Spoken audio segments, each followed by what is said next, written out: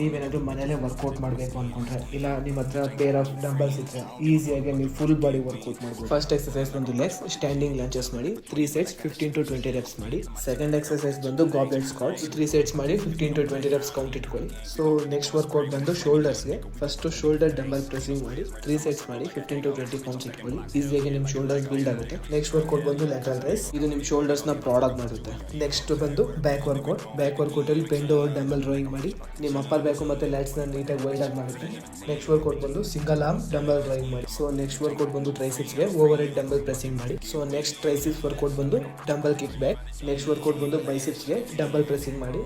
So next biceps workout ಬಂದು concentration dumbbell pressing. ಇದೇ ನಿಮ್ಮ ಬೈಸಿಪ್ಸ್ ಗೆ ಶೇಪ್ ತಗೊಂಬರೋದು ಮತ್ತೆ main important. So at last chest workout ಅಲ್ಲಿ ಡಂಬಲ್ ಪ್ರೆಸಿಂಗ್ ಮಾಡಿ ನಿಮ್ಮ ಅಪ್ಪರ್ ಚೆಸ್ಟ್ ಮಿಡ್ ಚೆಸ್ಟ್ ನ ಕವರ್ ಆಗುತ್ತೆ. ಮತ್ತೆ ಡಂಬಲ್ ಫ್ಲೈಸ್ ಮಾಡಿ. ಇದೇ ರೀತಿ ಟಿಪ್ಸ್ಗಾಗಿ ಮತ್ತೆ ವರ್ಕೌಟ್ ವಿಡಿಯೋಸ್ಗಾಗಿ ಫಾಲೋ ಮಾಡ್ಕೊಳ್ಳಿ.